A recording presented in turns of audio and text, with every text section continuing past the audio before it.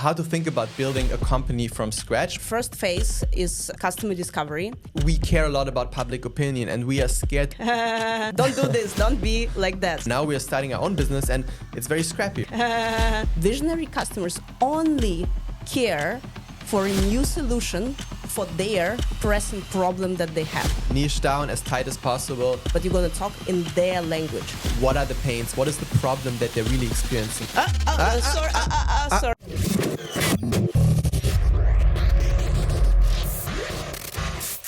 Whenever you're starting your business for the first time from scratch, the most difficult part of it will be getting your first paying clients and getting the first money on your bank account. So today we want to talk about the process that you need to go through in order to sign your first paying clients. The exact same process that has gotten our clients up to 10K euros in the period of 2 months since the first time they were starting to talk about the fact that they have their own business. And I think especially the beginning period, when you're for the first time selling something, it's so difficult to do it because you have the least knowledge about this process. You have the least experience acquired on that and the most insecurities coming because, you're doing it for the first time.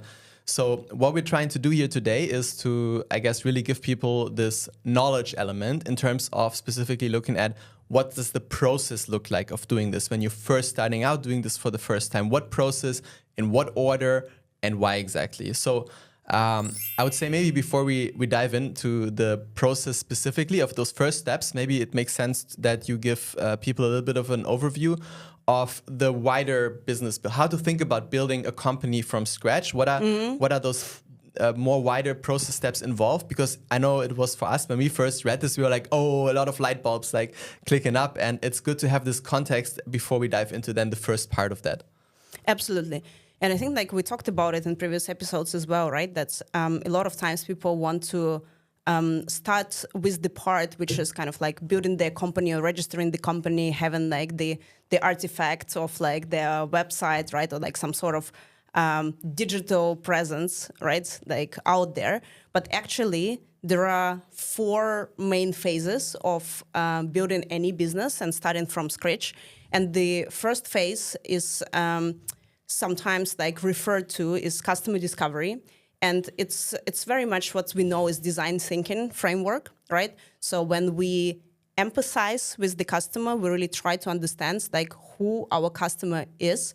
And it's all about just literally jumping on the calls with your potential customers, talking to them, understanding their world, what they are about, what problems they are facing in your specific niche of expertise, right? In your specific field of expertise, what solutions they're looking for, right? So it's really understanding them and what drives them and what is that they want that you can offer to them as a product or service. Yeah, right? It's this customer problem fit, right? Is there really a problem that I'm solving from a customer? Absolutely. Yeah. And it's that's what we noticed because until now we worked with more or less 150 startups, both lifestyle and tech startups, and it's a very common mistake, even in tech startups, where seemingly they know the design thinking framework and the lean startup methodology, right? All these methodologies that we use, but they really a lot of times miss the step of customer problem fit and not really understanding what is the actual problem that they're solving for their customer.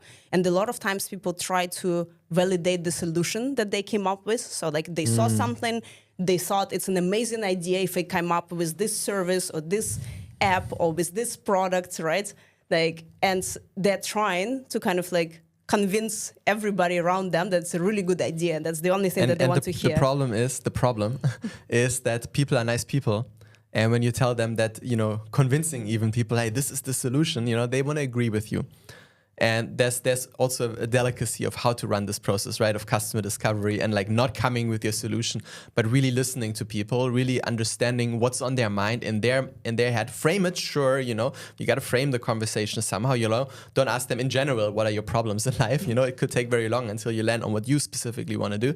But if you say within, the space of your career, if that's, something where you as a coach, as a career coach, you want to help people in their careers, you thinking about your career in your company, whatever, what if anything, and then frame the conversation within that and get their thoughts and pains and difficulties and wishes and desires and goals and all of that and then building something around that, but not telling them already, I want to build a coaching program with this and with that, because maybe they don't want a coaching program. So right? that's an important point, right? So the first phase of building any business, customer discovery. And that's where we need to remember that we are not positioning our business and our service or product in any kind of way yet, right? We're just given, like Carsten said, this very general direction about the field in which you want to work, but you don't describe to people when you discover the customer, like, oh, I'm thinking about building this app with these features, that's like, which is your habit tracker.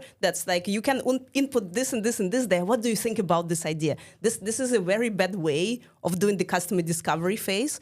Because basically what you need to tell people is that, like, I'm thinking of helping people to track their habits. Like, are you someone who generally would want to understand, like, what good habits or what bad habits you have and how to maybe change them? Yes or no? Yes, it's like if the person says yes, okay, they qualify as a potential customer. And then you can ask them about, like, okay, like now thinking about, like, I don't know, changing your habits, like, I don't know, quitting smoking, for example, right? Like, what were your difficulties? Like, why was it not, like, possible for you to get rid of the habit or whatever that is, right?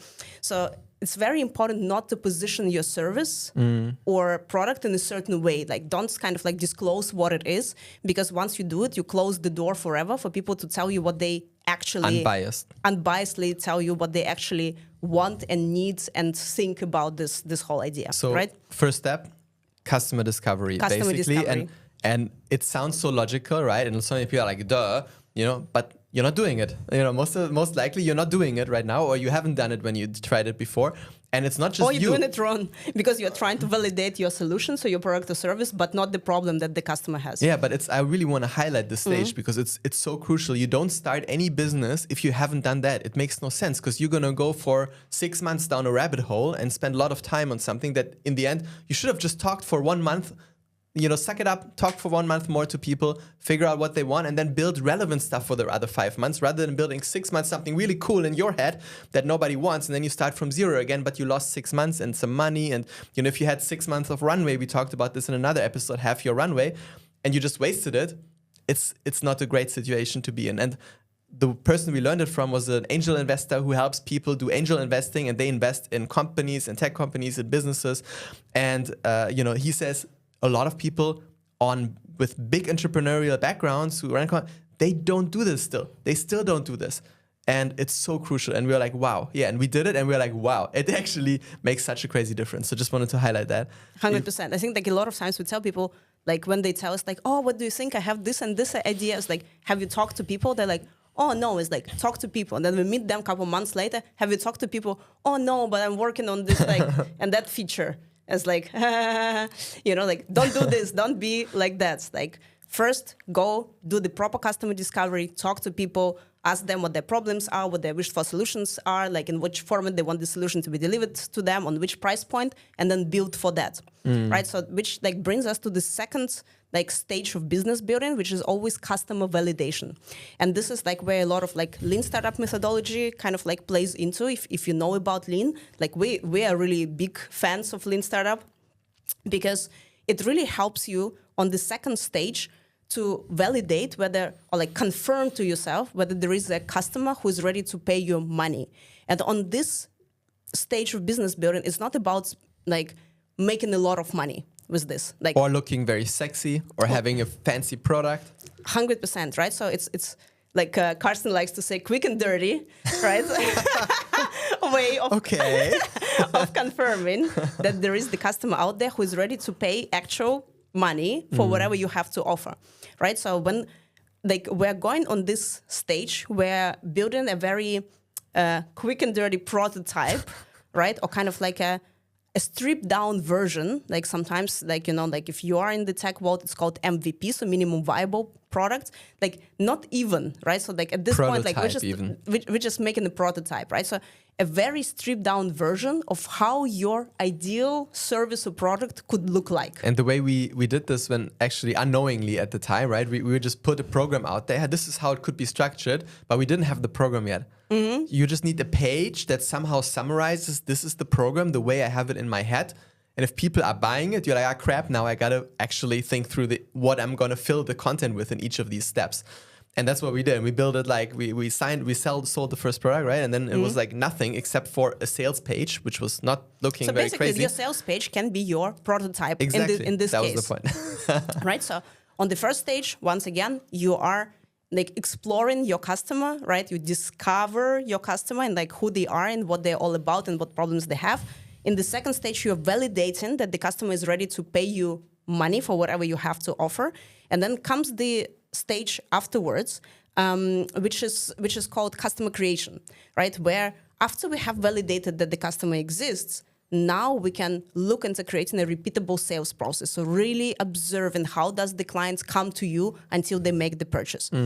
And the important things about these phases that you need to understand that your customer will be very, very different on each of these three stages, like from each other. So within the stage, the customer is very different from a different stage. Within the same niche, right? Within the same niche, right?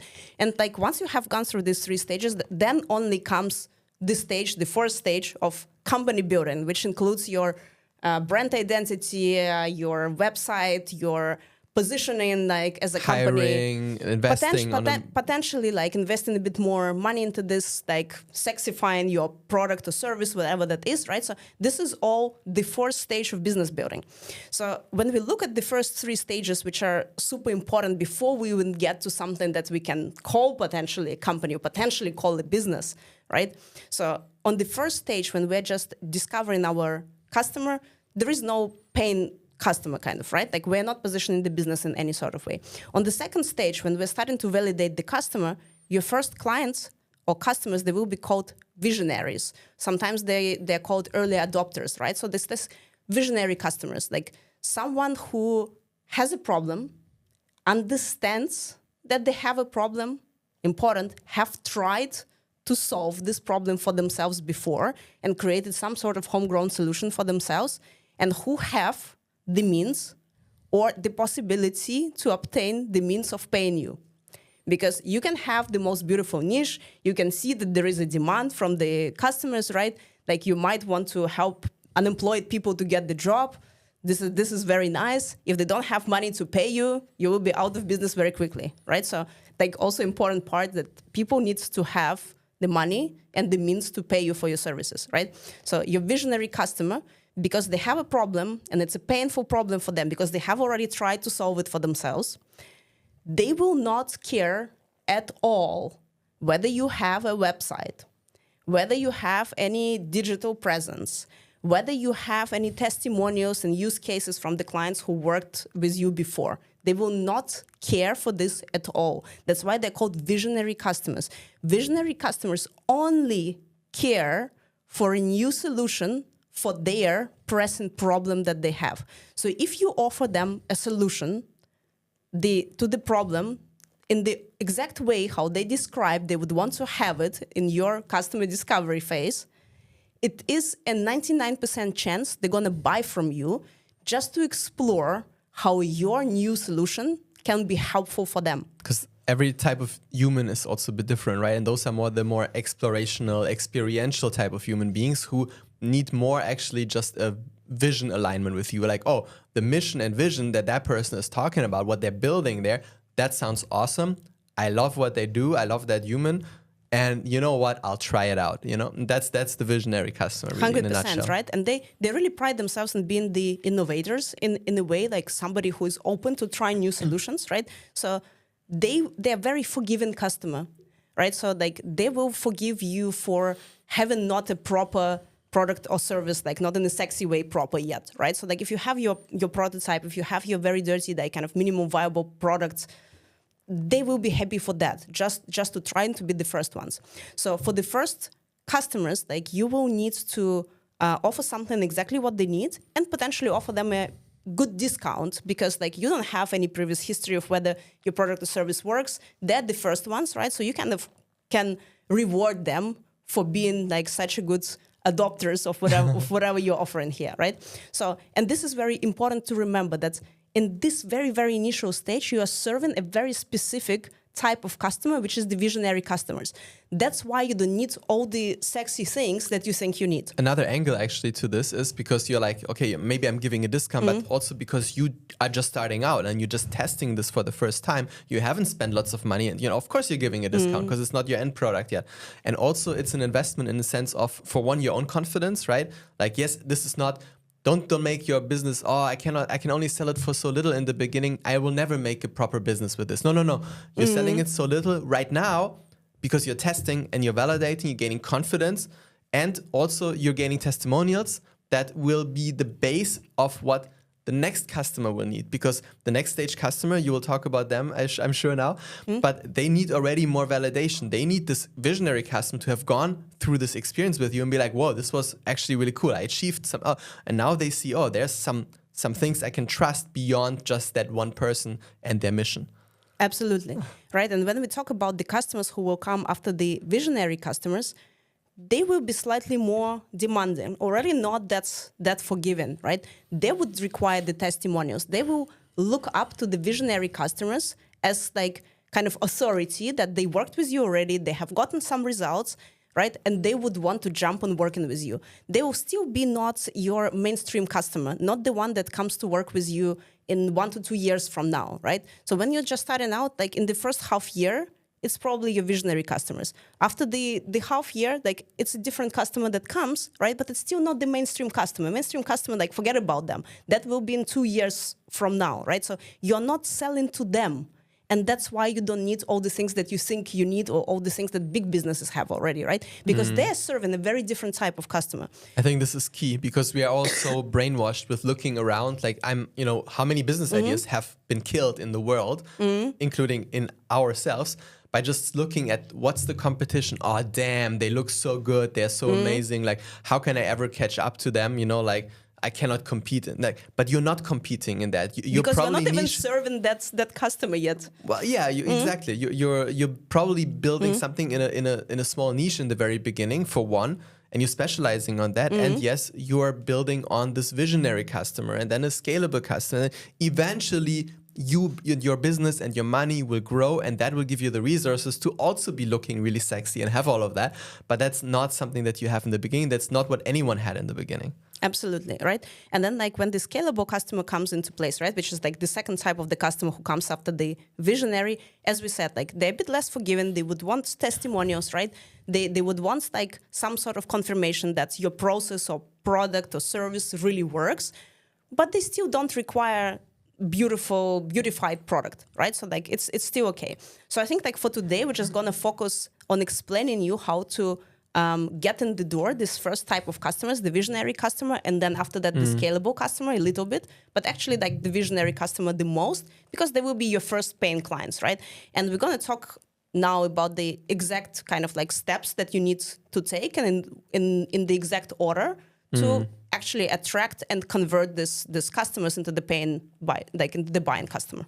Yes. So before I maybe like frame that conversation, just on the quick and dirty element that I tend to seemingly talk a lot about. We love quick and dirty. So in any case, what I wanted to say is that, it's like we care a lot about public opinion, and we are scared to put something not super sexy and cool looking because we may have been working in companies that are already billion-euro companies that look very fancy, and we put our name against that company in our social standing until then. And now we are starting our own business, and it's very scrappy, right? And I just wanted to say Canva, massive company, unicorn, right? Billion-euro company. They started by, I think it was, the founder was a woman starting to make yearbook templates in the backyard, in a physical way, in the backyard of her mom or something like this. And Nike started with like a crappy trailer of having some shoes to sell before stores started popping up everywhere, right? So people start always very quick and dirty to validate, and simply because you don't have the resources, and it wouldn't make sense even if you had the resources. So I just wanted to highlight there's big businesses that started... Quick and dirty is good. Quick and dirty. Okay. Anyway, so moving on.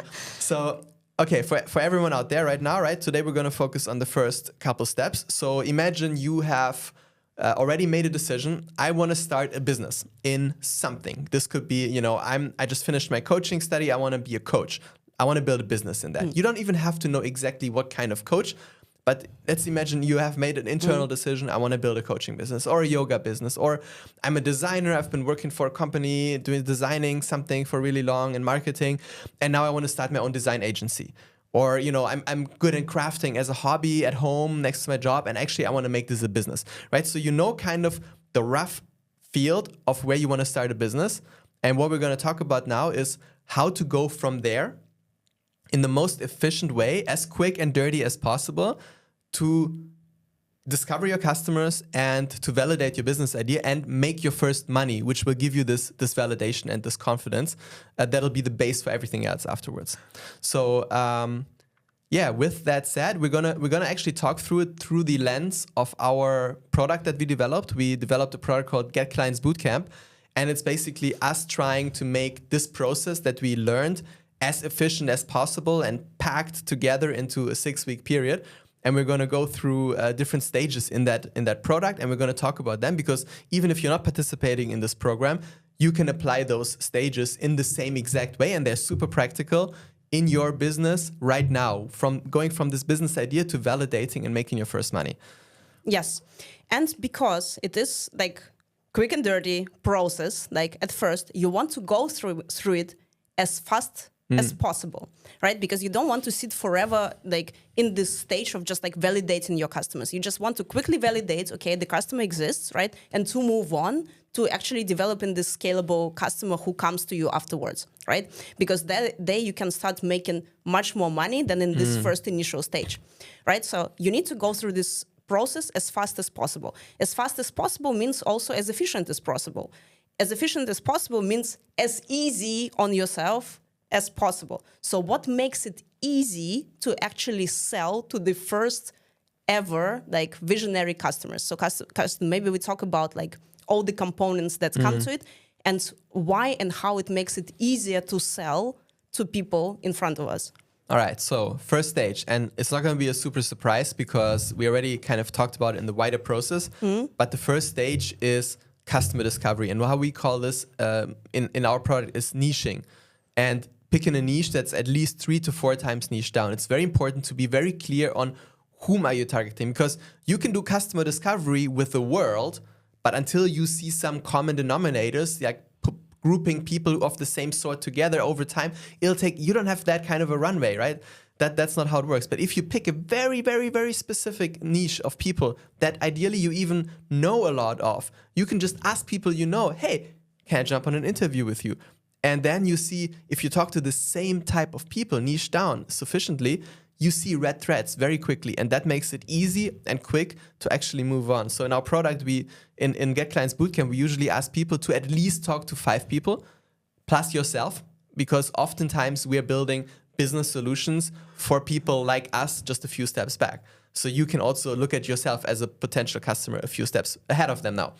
So, once you have done at least these 5 interviews, you will be able to have a much clearer idea of what exactly is needed from them, what to position, how to position yourself, what's on their mind, what do they want actually? Do they want coaching, or do they want a CV review, for their career? And maybe I'll also give them coaching, but I definitely need to then also somehow bring the CV review into my career coaching process. Absolutely. So this is very important, right? You talk to at least 5 people. Normally we recommend 2 more, but you start with at least 5 people, right? You listen very attentively to what people tell you about like the problems, solutions, formats, price points they want to have. You look at the red threads, like between all the like people that you talk to. You identify what are the elements that all of them mentioned that will be your core features of your first quick and dirty product or service that you're going to build for these people, right? On top of that, when you're in customer discovery interviews with these 5 people, you're listening super attentively to their language.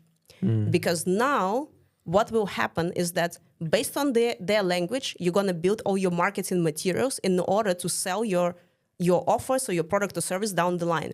So you're listening exactly to the words they use. How do they describe their problem? How do they describe their wished for solution?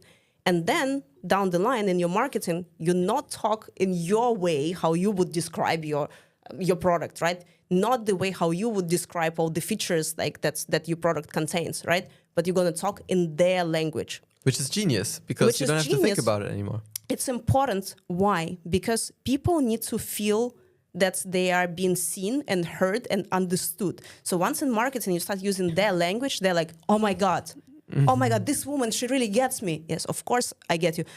It's like if you were in my head, I was in your head because this is exactly the stuff that you told me, right? And like in the customer interviews, right? So this is important. On top of that, inside the customer interviews, they're going to tell you exactly the solution that they want to have.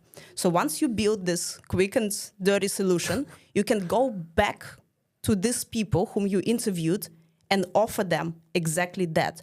So your first customer interviews, they are not only there to discover the customer, but it's part of your sales process already. Instead of doing like the random cold outreach on your LinkedIn to people and being this weirdo who slides in people's DMs and like asking and offering them a service that nobody needs, you're actually being very nice. You're asking people to come on 15-minute call to talk to you about their problems. And you just listen in and detail. thank them. And you just listen, you just ask them a couple of additional questions, and people love this process because they get to talk about themselves. And they actually create insights for themselves throughout this process too, 100%. because, why does coaching exist? Because you ask people empowering questions. In this interviews, you're going to ask open-ended, empowering questions where people come up with solutions that they want. And they're like, oh yeah, I never made this clear to myself. Thank you for this interview. I was like, thank you too. It's an amazing process actually. 100%. Like it can be like really revealing for people, right? Like it's a lot of times people told us like in our own interviews, like, thank you so much for this, because I actually never made it clear for myself, like what the problem is actually. I never made it clear for myself what actually is required until you asked me, right? So this is already valuable. And on top of that, you can offer people something in return for spending time with you. You can offer, like if you're a coach, offer them a 30-minute coaching session for free as a thank you for the time they spent with you, right? Like, and they can come and experience coaching on themselves, right? So down the line, selling to them will become so much easier because they have already experienced it. You already have paid the value upfront. You kind of like put the value in your value bank, right? And it's like at some point, this bank will start giving you the dividends back. And this right? is relevant for everyone, not just coaches, right? You can give a 100%. 30-minute coaching, but doesn't matter what you are planning to start a business in, there's always going to be something that you can give people as a taster of what you're offering. And again, you're in the very beginning. The more people experience you, the better, because for one, they will know what you do and how you do it, and they can tell others about it. For two, they themselves will experience you and build even more trust. And like you said, the value bank. So now if you come back to them with an offer, we're always aiming to go to a standardized offer, and we're going to talk about that in the next step, as fast as possible, which is kind of the red thread across the interviews. But in these very first interviews, it's also okay to give people custom offers still, because actually you want those testimonials. You just want to get the experience, and you will learn so much and you will fine tune so much coming out of these experiences. So give people exactly what they want, even the first like 10, 20. And then, eventually, as you see the red threads clearer and clearer, build something more standardized. And, in our program, we do it in 1 week, which is, very efficient and crazy. But that's why we talk only to 5 people, because that's already a stretch if you do it well. But normally do at least 20 and continue doing it till 100. In any case, over time, as you're already following the next steps, continue interviewing. Because for one, you learn more about how to fine tune your product. For two, more people get to know you. For three, more sales are going to come from that, because once they experience you in an interview, as we just explained, they are likely to become customers as well.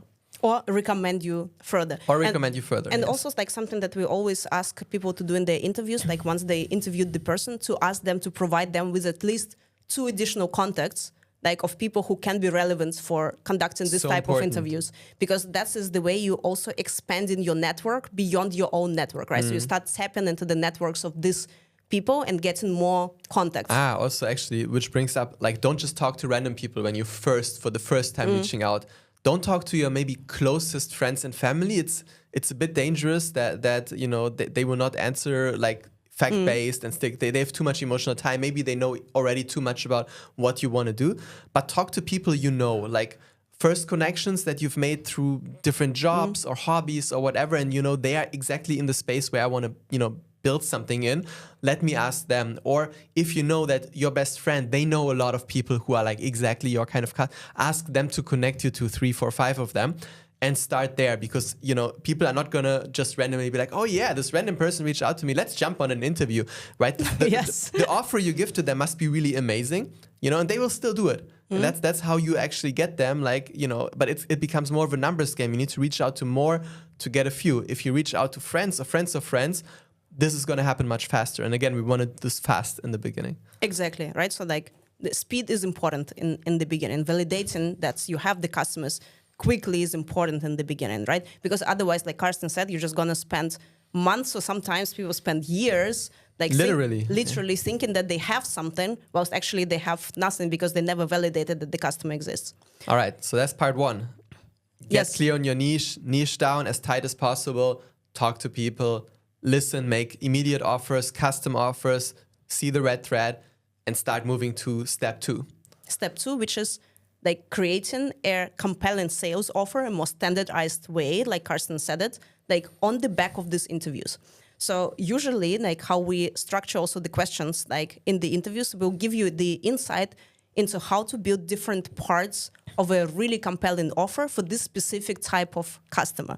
And the good offer, like it's kind of like an art to create a really compelling sales offer. And it consists of different parts or elements, right? And if you miss even one of the elements, it becomes just much more difficult to sell, right? It will not make your offer worse, right? And you probably will still be able to sell it, but it just becomes more difficult to sell. So in order to kind of simplify your life, right? To ease your life, like you really need to hit all components of a sales offer to make it a really good offer for your customers to actually jump on that. So I don't know, Karsten, if you want to maybe guide people through like just some examples of the elements of the sales offer and what creates a good sales offer. Yeah, I mean, there's, I don't know, it's like 7 or so components, right? But the most important ones, like if you had to prioritize and you're really like pushed for time and you just want to get started with this, like I would say the most important one is, for one, what are the pains? What is the problem that they're really experiencing in relation to the wider topic that you want to build something in, right? Really being clear kind of on the pains and problems that people have in the exact way, as we said, they describe them. Like what are their pain points in regards to what you are offering? So ask them about this and then take these exact words, as Olga said, and those will be the way you describe your offer. Like it's built for people who are, the profile that you landed on. This, and this. Exactly. Now that you have shown them that you know them, it's exactly, they're like, oh yeah, that I struggle with these, and I say it in the same way to myself or to my friends all the time. That's me. Now you tell them what they want, because that's the next, like the problem is great, solving a problem is great, but there's usually a result, a desire on the other side of that problem, right? So that's the next most important thing. If this problem didn't exist, right? So like if they were magically removed from their lives, like how would their life look like, right? Why do they want to solve this problem? Because of a result. Exactly. Like what would be the outcome, the ideal desired outcome in their life if the problems would be solved, right? So now you have the problems and you have the desires. And your product is a bridge between the pain to desire, right? So you're guiding people on the bridge. And on the bridge, you have certain steps through which you are guiding the people. So these are like basically the features of your product, right? So the exact steps they need to take to kind of like cross the bridge from their pain to their desire. And I think this is the last, maybe most crucial element of this bridge. And the features are the things that when you ask people, like, what do you wish you had? And when they tell you, oh, I wish, to solve that problem, obviously. And they tell you, oh, I wish I had this, I wish I had that, I wish I had that. When we talk to people at first, like when we finally started doing interviews, they were like, oh, I want a website, I want a business plan. You're like, okay, people keep saying they want a website and a business plan. Maybe we should just give them a website and a business plan because they think they need this. And we don't have time to educate them, and we don't have money to educate them constantly until they finally get on board with our idea. So the point I'm trying to make here is, for one, listen to them and what they want and be open to integrate this into your offering, even when maybe it's not the most important thing, or maybe it's not your core expertise. right? You don't need to become an expert at that. You can hire someone who's an expert and bring them into your program and pay them a certain fixed amount. They pre-record something or whatever, right? Just brief someone to give you this expertise somehow, and now you can offer it to people. And then bring in also, don't just blindly listen to the customer, but you may know, you have gone through this result, or you're an expert in this phase. You know what are the steps required to get to this result. So also infuse this own knowledge and expertise into that and bring them together, right? And then people will buy probably for the stuff that they said, but they may stay and recommend you for the stuff that you brought in, because if they had known all of it, they probably would be further in solving their problem already. Yes, it's to the point that a lot of times we need to tell people that, or like sell to people what they think they need, and then on the back of it, once they paid, right? So like once this like point of sale is here, like you give them what they actually need, right? But they don't know yet that they need this, so just tell them that they're gonna have this, right? And that's the most important components, I would say, of an offer. There's also like guarantees, Yes, make I people think it's important also like to notice that, like to mention that the part of the offer which is a guarantee, right? Like especially when you're just starting out, like you don't have any proof that your product or service worked for someone before. So you need to give people like some sort of safety net, like in case it doesn't work, what is the guarantee, right? So by including a guarantee in your offer, like you're already winning over 99% of people out there, like if we tell people like, okay, come like join Get Clients Bootcamp, we'll teach you how to get paying clients, right? Our guarantee is that you will make your investment back from signing paying clients no matter what, right? So in case you don't make it, like 1 month post the completion of the course, we'll work with you individually for free until you get this money back, right? So like we're not leaving you behind, so you're gonna make this money no matter what, right? So it is a guarantee. Like it doesn't necessarily need to be a money guarantee. It can be something that you will meet like-minded people, like at the very least you will have like something, right? So like give them the reason to join, because they know that at the very like worst case scenario, they will still have something on the back of it. Okay, so guarantee is important. And then there's objections, which is another part of this, because people are always going to have objections. There's the most common objections of what people talk about. It's like, oh, I don't have time, I don't have the money, or I need to be there for my partner or something. Like I can, for the sake of someone loved or someone else, for the sake of money or for the sake of time. So it's very important to not just like ignore that this is happening. This is real and that everyone has this.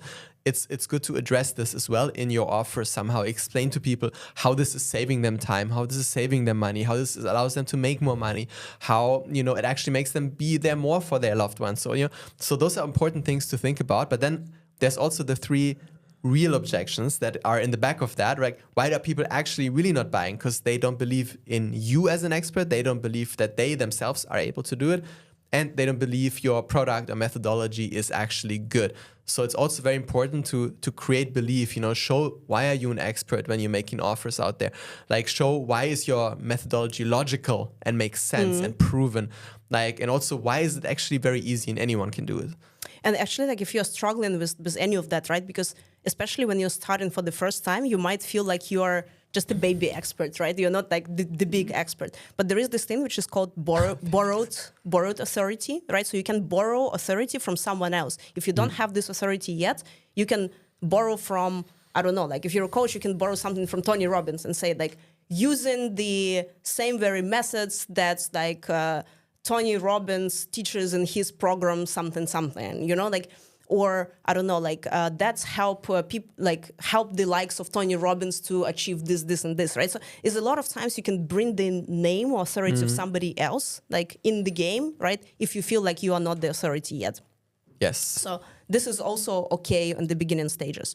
And then like something else, like what Carsten started talking about is the bonuses, right? A lot of times in a really good sales offer, you can offer people some bonuses. And sometimes, or like actually it's even better if your bonuses are seemingly more valuable than the offer itself.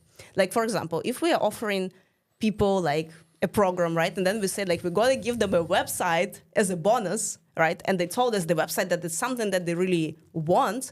All of a sudden, the bonus becomes even more valuable than the offer itself. Because they will have checked, what does the website cost? And they will know it costs like under 1,000, you get nothing. Like it goes very quickly to 5,000 even. Right, so if we're offering the program for €1,000 and telling them, on top you get a website as a bonus, they're like, okay, done deal. At least, I'll have a website that even that is just worth the money. All the rest is like nice to have, Exactly, So- right? So think about it this way as well. Like, can you put on top some bonuses which are seemingly even more valuable than the offer itself, right? And then the good offer always needs to have a very clear call to action, because like you can describe all these things that we described until now. If you don't tell people the exact next like action they need to take in order to take you up on your offer, well, you like, guess what? You're not gonna sell anything, right? And even if you tell them, take me up on my offer, a lot of people are like, yeah, let me think about it, and like let me it's good to know this, like let me like take a few days, and it becomes a few weeks, a few months, and and you're actually not helping them because you're not giving them urgency, because they are just like thinking about it and they're not taking action. But our brain is scared of missing out. FOMO, right? Or in Portuguese, Yes, FOMO. FOMUsh, or what was it? Brain bridge to remember Portuguese words. But FOMO, right? So give people FOMO a little bit, and don't lie about it. Don't be creepy and lie and be like, oh, I don't want to be mean. And like, you're not. You're actually helping people make a decision, because our brain keeps us from making decisions, which could help us, could make our life better. And you're probably offering something to people that you think makes their life better somehow. I mean, most of us who are starting a business, especially that's meaningful and passion driven, it will always be, right? So you creating urgency for people is helping people better. And what does it mean to create urgency? Especially when just starting out, like the discount Olga mentioned earlier, right? Like you can say, first time is, normally I would sell this program, if I really want to live from that, it would be a 2K kind of program that I'm going to sell to people. But you know what? Because I'm just starting out, I'm going to sell it for 500. That's crazy. It's 1/4 of what I actually would charge for this. And it's a 75% discount in a way. So I'm going to only offer this to the first 10 people at this price. And you absolutely don't have to lie. Just make sure after 10 people buying for that low-ass price point, which is an investment for you, right? Into your business, into learning, confidence, testing, you're raising. And now it's again, urgency. The next 10, get it for 1,000. The next 10 for 1,500. The next 10 for 2,000. Yes, so you can create urgency by limiting the amount of spots in your program, if it is a program, right? You can limit the time when the discount runs, so like only like until X date, right? So the closer you get to the date, like the more urgent it becomes for people to buy, right? So you can use different type of urgency. You can throw in bonuses that are only like early bird. Yes. Early bird. The whole concept of early bird is like you have some bonuses for the first X who buy, or for if you buy until the end of this month, you get this and this and this as well. Absolutely. So all the kinds of ways to create urgency. So don't forget to create urgency for people as well, right? So these are like kind of like just the examples of components of a really good sales offer, because if you miss even one of them, like as I said, it just becomes more difficult to sell, right? And I think like enough of that, like we can... sorry. One more thing. I thought like, we have to move on to the next topic, but I got one more thing. Because, you can have the perfect offer based on the customer you talk to, but if your logistics aren't in place for that offer, it could be another thing to get stuck on later in the process. So it's very important, or at least that's what we do as well in the bootcamp, to fix the logistics, to have, and what I mean with that is to have a sales page ready. Have a place where you can bring people to consume your content afterwards again. So you don't have, the only chance to do it is in a post that nobody sees, or in a phone conversation that not that many people get on with you. Like, have a space where people can keep reading through your sales pitch, basically. And also crafting that makes it actually very clear, because you're forcing yourself now to be concise and clear about what are you offering and putting this in a sales page. And that is just helpful in itself. So having payment integration and having like a way that people can book calls with you. Like, just wanted to wrap up, because that's the tools, right? That's the technical element. And now it's not going to be a hiccup anymore if you've set it up. And then you can move into marketing and selling, etc. Much more calmer. Maybe I add 2 more points to this, because I think that's super relevant. Because if you are thinking that you need a website in the beginning, reconsider this, because actually what you do need is a sales page, right? Like not have to, but it's better if you have one, right? Because that's where you can outline everything that we talked about, right? So like really like explain for whom it is specifically, what problems it's solving, you know, like what solutions it gives, talk about the features, right? Have the payment integration, like Karsten said. So it's much better actually to have a sales page for your first product or service rather than to start with building a website. So like if you start with any digital presence, start with having a really good sales page that's like is helping you to sell and converting clients, right?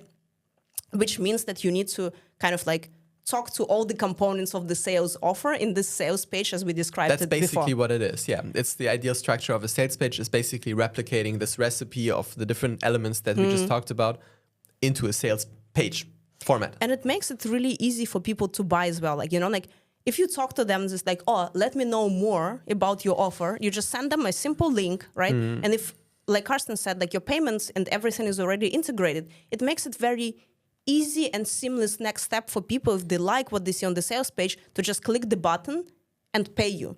And why we're like stressing this component as well, like, and like I'm very grateful actually, Karsten, that you brought this up, because I remember like how our very first clients, like in the very first bootcamp, remember when we didn't think about this, like when we didn't think like of preparing them to have like all the like payments like set up and everything, like one of our clients like had 2 clients ready to go to buy with him like within like just the first days of promotion, and then he basically fucked it up by not having the system and overcomplicating everything. It's like, oh my god, like should they send on my card, like on my bank? Should I give them bank details? Should I give them PayPal? Should I like something?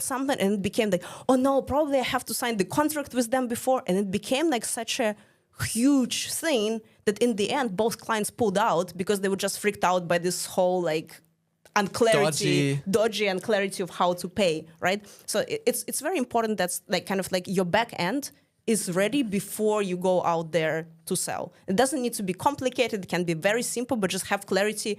Like if people are ready to buy money, right? If they tell you like, okay, I'm in, that very moment without much attachment, you can just send them a payment link or your bank details or your PayPal, whatever that is, but just have the clarity how like you're actually going to receive money from people. And for professionalism, maybe also have like your first automation, like they pay through your sales page, that they get an automatic email with some information, and you can set this up through the tools to have these mini automations in place that congratulate people, that outline for people like what's the next steps, where to book maybe the first session or whatever it is that you're selling or giving away. Because like the more clarity they have and understanding of how the process is structured, the less confused they get on the way, the higher is the chance that they're really satisfied with their user experience, kind of like, right, with the experience with you.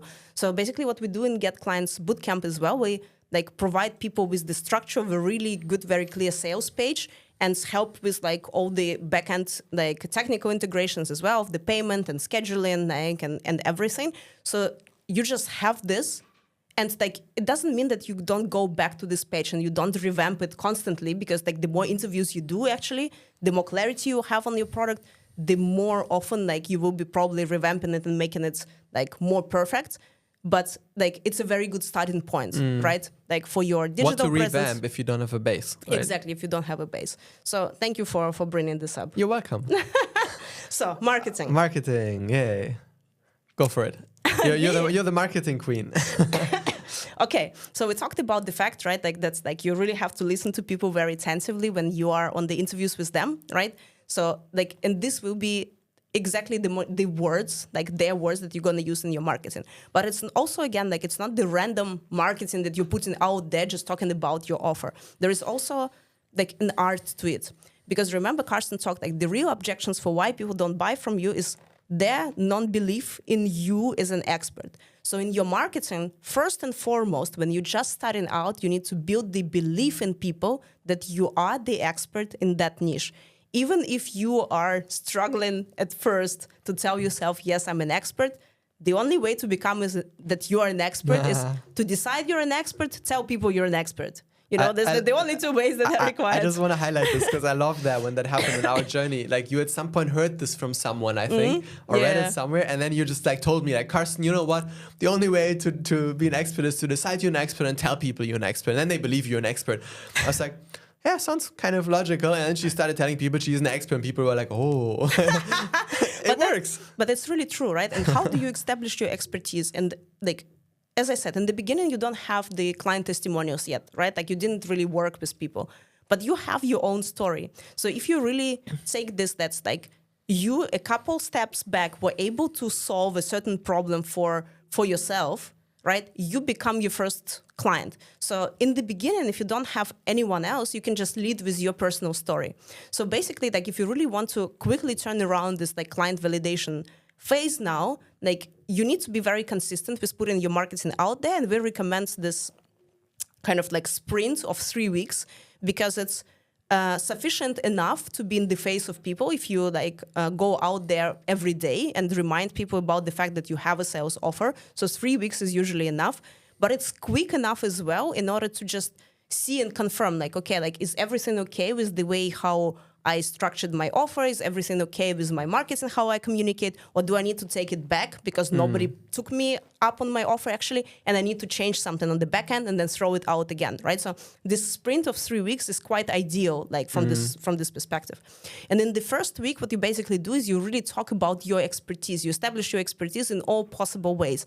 Through talking about your personal story, through the results that you were able to achieve for yourself, talking about the problems you experienced, but again, like you're talking not about like in your own language about the problems you experienced. You talk about the language of the client, you know, like the exact things you went through, but using their language, right? So they can empathize, they can connect to you, they can see like, yes, they really understand me, right? You know, like if Karsten like talks about like, I don't know, struggles when starting his own business and the words that our clients now use, like, you know, how it is overwhelming for them learning all the tools and this marketing and selling, and they actually just want to be the experts in what they do, right? And if Karsten explains this through the prism of his own story, when writing about it in his like LinkedIn posts, people will start connecting, right? People will start seeing themselves in that story, and it will create the human connection. So that's already kind of like the first step. So use your personal story, talk about your pains, talk about like how your life looks like now that you were able to actually overcome these hurdles, right? And like at the end of each like communication piece, kind of, don't forget to make a clear CTA for people, so call to action of what to do with it. Make an offer. Make an offer. So basically tell them, you know, make like, an offer. Yeah, I was struggling with this, and that. You know, like if you're struggling with the same, you know, like DM me, click the link in my bio, like go there, do this, you know, like because I can help you. Oh, like now that I have overcame like all these problems, and now I have the desired outcomes. You know, like if you want the same, click this link, DM me, you know. And I want to make a comment on this Book a call. because this every time to make an offer, every post that you put out there, because we're talking about a 21-day framework that we use in Bootcamp, right? Where there's 3 weeks with 3 clear topic focuses, and each day actually divided into very specific posts. And it's a sales framework for a sales launch. It's not a brand building marketing framework. It's a sales launch framework. Because we're validating the customer. We're not building the brand. Obviously, we're putting offers after every post because we're selling. We're not building a nice brand of yours. We're trying to validate as fast as possible. If you're going to make 21 days of life is so like here's like my expertise, people will be like, oh, like they like your post, they like congratulate you on your post, but nobody buys, and then you're still not any further in the process. So you need to make offers. It may be uncomfortable. It's just what you do in that stage. And week 1 is, as Olga said, all about establishing your expertise. Now, you've built credibility now a bit around you, your story. You've shown how you have overcome some of these things. And now you talk about your offer. Week 2 is all about you need to now logically explain to people step by step, and you can use the different components from your offer again. It's more or less how we structure it, that you pick one, and today I'm just going to talk about pains and list the typical pains you've heard, and then speak to those and explain those, and then position your offer again at the back of that, right? And then week 3 is actually all about creating urgency, because now you've established yourself as an expert. You have now explained your offer, and these things, people will not see all your posts, right? It's also another misconception. People are like, oh, but I don't want to push my sales to everyone else. People are not going to see they're going to see one in a few, you know? So if you don't push your sales every time, they're not going to see an offer, right? So you must make an offer every time. And after week 1 and week 2, this will be on your profile, on your feeds. If it's LinkedIn, if it's Instagram, if it's both, you know, great. Now people can look, who's this person even? And they see expertise and they see a logical offer.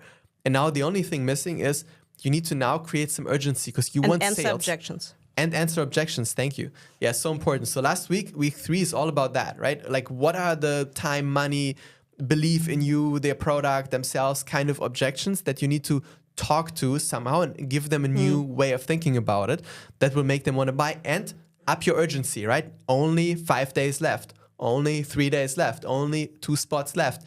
This is very important as well because you're helping people, right? You want to help people make a decision to buy because when they buy, they get happier because your solution is good for them, right? So this as a mindset instead of, but I just want to build my brand, because it's a different stage of business building where you're building a brand. Yeah, so building a brand is stage 4, right? You're on stage 1, so forget about building a brand yet, right? So very important. It's like, again, like to what we said, right? Like week 1 is establishing your authority and raising the belief in you. Second week is raising the belief in your product. That's why you're talking about your product. Week 3 is like raising their belief in themselves, answering their objections, like in everything that they think is in their way, make it very simple, very easy for them to buy by having a very clear call to actions at the end of each post and making an offer. So after having gone deep in your niche, after having defined an offer and set up your logistics, week 3 in our bootcamp and whatever in your own process, right, is then preparing for the sales launch, writing out this content. This doesn't mean we're posting it yet. We want to write it out because we used to do this a lot, that we just like on the go, every day we think about the next post for that day. And it's so stressful and you cannot concentrate on selling. You cannot like feel people, follow up with people. You don't have time. You just need to make your next post, right? So that's why we use week 3 to use this content framework and just teach people also basic copywriting skills, because one of the most important skills in the beginning of every business is sales, and within sales, sales-driven copywriting. And Olga spent a lot of time and money and on doing this for herself as part of courses for others to perfect this. And that's something that we want to give you as well, as part of that framework. What is it that makes good copywriting? So maybe, I don't know if you want to speak a little bit about that, because I think it's crucial for the stage. Just a couple of words, right? Because so copywriting is not just writing pretty words, right? And especially in this initial stage, all your copywriting is just centered around sales and selling, right? So like the way how you structure your sales page is all about conversion and converting people. It's all about selling, right?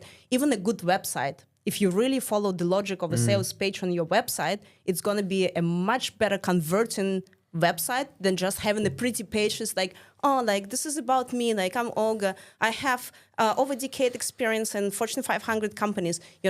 It's not just that, it's not just like showing yourself or talking about you or just talking about your product. It's really guiding people through every element of your sales offer, and even on the website through every element kind of like of what your services are and why they're good for them specifically, right? So it's very important. So copywriting is not about sounding sophisticated. It's not about sounding pretty. It's not about great sentences. And I remember like with my own copywriting mentor, because I hired a really good sales-driven copywriter that costed me £500 per hour. And in this 1 hour, I was really slapped, this a lot, because the guy was just looking at my copy and he was like, yeah, you can write, the sentences come out really nicely. The only problem, I don't fucking understand what you're selling. I don't understand, what is it about? Are you helping people to quit corporate? Are you helping people to come up with a business idea? I don't get anything from this. So what is this product actually about? What are these features? What do they do for people? I don't get it, right? So I spent a year being kind of hardcore slapped, and then also in the group program, in front of other people, in order to get to this. She was literally crying in the session, right? But and it's kind of a lot of our own experience and expertise that we are also packing in what we're offering and Get Clients Bootcamp, right? So if you want to get hands-on, really sales-driven copywriting within this marketing framework, that's also something that's we love to give people, because we know it converts much better. We can give you this right now, right? Be specific. I think that's the, I mean, there's more to it, but this is the core element. Be freaking specific. When you say, I'll help you with something, what exactly are you helping them with, right? And then again, use their words, right? If they used a certain word and you want to describe something that they talked about there, use their same word, because if you use a different word, it may mean something different to them, right? And then be super specific about the results, be super specific about who it is for, about the pains. If you're not using specificity, it's the core. And in the bootcamp, what we do as well is that in this week, there's a lot of copywriting and people who are doing it for the first time. So we are reviewing, actually. We're literally going through all your posts and looking at that. We're helping you, actually, we're preparing you your first prompt of this post already in a tailored, done for you way. And then you will have to make it yours, infuse your personality, your story a little bit more, right? But then we will review this, right? We will look at, okay, this post, yeah. Okay, no, here, make sentences shorter, break it up a bit, like be more specific. This doesn't make sense. Like, what do you mean exactly with this? And just butcher you a little bit, you know, we're not going to try to make you cry, but it's so like, important in the early stage. How one of our clients calls it roasting, like that we roast our clients. Look at this joy in her face when she's roasting people, I love making roasting people cry. Yeah, I don't make them cry. I just roast them. True.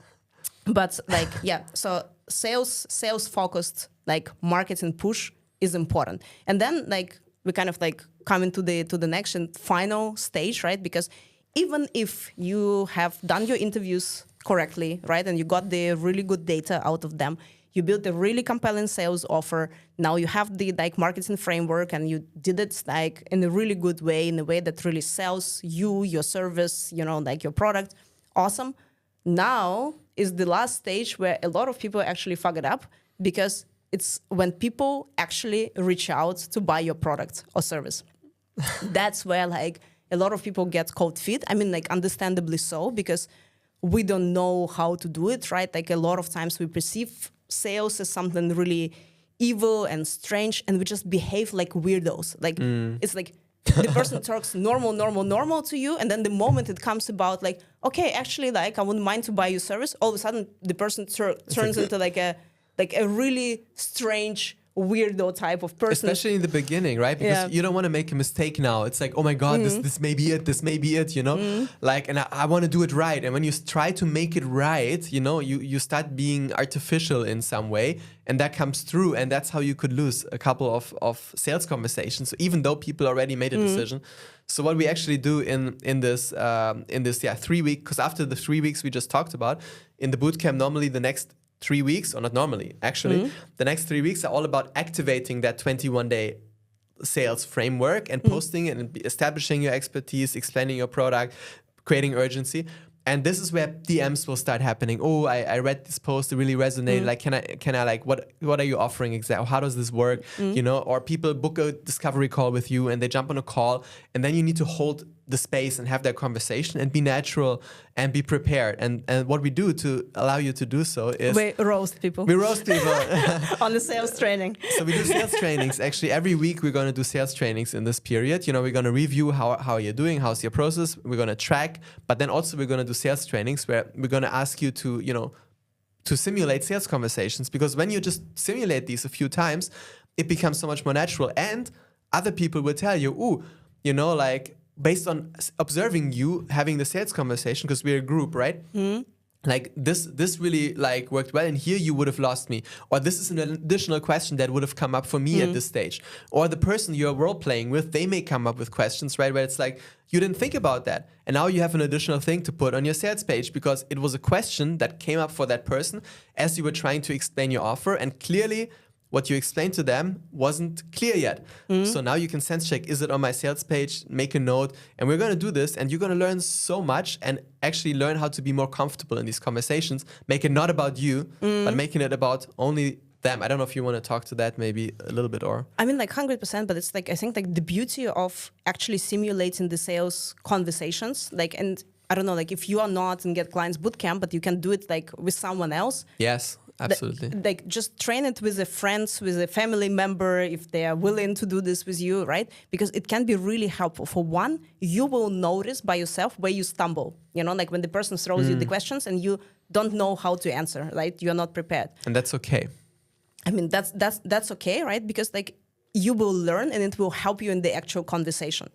Then on the other side, like you can always ask the person on the other side how they felt when you were talking about your sales offer. Right? And that will give you the indication of how the actual client might be feeling when you are just, go blabbering for half an hour about your offer, but their body language is like, They're like looking like everywhere, like they lost interest, but you continue, like talking about your offer without noticing the person on the other side, without stopping for a second, without like asking them what's actually going on with them, right?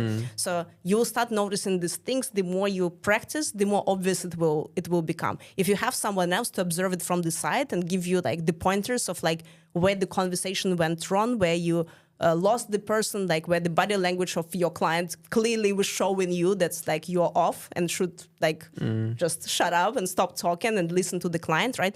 This will become very, very apparent. Which is a key thing, right? You mentioned this a few times, right? You heard Olga's talk about like body language and, when it's clear, but when you're in your sales pitch and when you're nervous, like you don't notice these things. So it's so crucial. I think that was the game changer for me. It's not about me. It's not about the script of what I'm supposed to say now and how am I supposed to say it. It's just about listening, asking questions, because you're an expert, you have something to offer, and you just want to understand more about the situation, because if you don't understand the situation, you cannot explain them how maybe it's good what you have to offer for them, right? So just ask questions like what if anything, if they come on a sales call, they are ready to buy, first of all.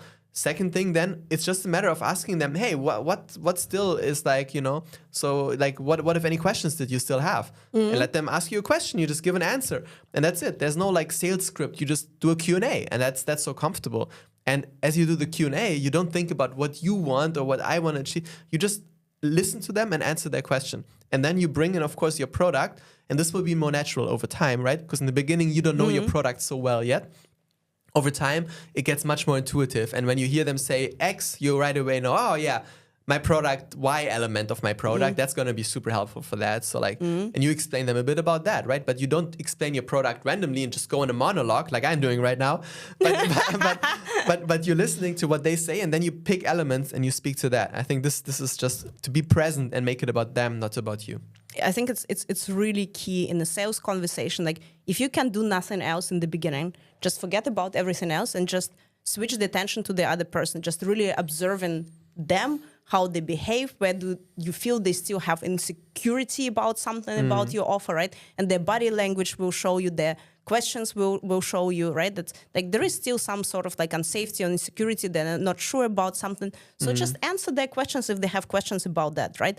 And especially if we're talking about this period when you already like for 3 weeks were pushing your offer, and if they reached out to you, like Carsten said, like for sure they're ready to buy already, right? Or like at the very least they are very interested in it, right? They might have a couple of questions. They might want to understand a bit better how this or that element of it works, but you don't need to go on the like full sales script explaining them the product from A to Z, like this is not what they came for. They probably already read through your sales page. They have a basic understanding. They just want to ask you questions. So they have a couple of objections, like I'm very busy, like how much time it's going to take from me, right? Like this is, for example, like something that people constantly ask us, like even about the same, like Get Clients Bootcamp, they would be like, okay, like, but I'm still full-time in my corporate job and I just want to build something on the side now. How much time it's going to take from me, right?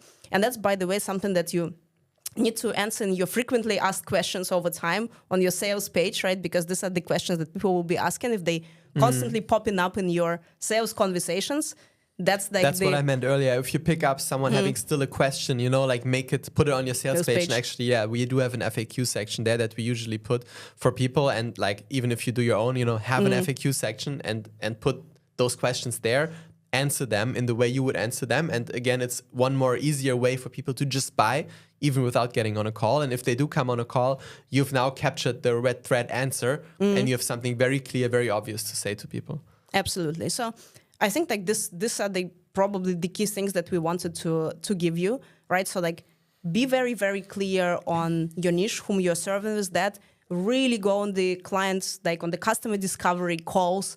Please don't skip this stage. I know it might be scary for some people. It's like, oh, what about I don't go on the calls with people, but I just send them a question. And no, please, in the beginning, go talk to people, listen to the exact language, because how they talk is not necessarily how they write. When they write in the questionnaire, they overthink it. They will not give you the exact words. I think that's how the key. They describe their problems. So go on the calls with them, like create a compelling sales offer on the back of it, like capturing their problems, their desires, the key benefits, the key results, the bonuses, the guarantees, answer their objections. go on a like 3-week like sales push, talking about your expertise, talking about your offer, answering people's objections, like putting a bit of pressure so they buy now by the end of this like sales period. Go in sales conversations. Don't be a weirdo. Just be a normal human, how you would talk to a friend. Like really see the person with concerns on the other side. They're not a freaking ATM to withdraw money from. They're actual human with actual problems. Be normal, actual human. Have a normal, actual conversation with them. They have questions about your product. Answer questions. If you don't have an answer, don't come up with the random answer. Just tell them like, you know what? I don't have an answer right now, but I can get you an answer like tomorrow. You know, like bear with me. Like that's okay. It's normal. Just be a normal human throughout the whole process. So just want to highlight, so what Olga just repeated, right? That's the process. That's the most efficient steps in that order. You cannot skip one step and just, go to it or switch the order around. That's not how it works. Do it in this order, then it's efficient. And those are the steps that we really deeply feel and connected to in our journey, like made the biggest difference for us. And if we could do it all over again, we would start with those 6 weeks and we would be so much further by now, actually, if we had just done this from the start. So please take this. I know sometimes things don't click right away, and you're like, no, this doesn't feel right, and you must take another 2-3 touch points from someone else hearing something similar and it finally makes a click, right? Really search for that click because it's so meaningful for us and we're not giving you anything that's theoretical. It's hyper practical, it's experience based, it's real. And you can do this on your own, but if you want to, also, as we talked about, we have this Get Clients Bootcamp where we guide you through this process even more efficiently with the group support and everything. Check out the link below this episode. And also, don't take it from us, right? We try to give you the context and the theory and the process from the way we think about it and why we think this is the most efficient process. But obviously, we have worked with a lot of people through this process, and we have done a bunch of interviews, live interviews with people to just talk about their experience of having gone through this in our bootcamp as well. So we will put a couple of links below as well so you can listen to that also. Anything else you would like to add? No. No? I would say that was it. With that, take care. Peace.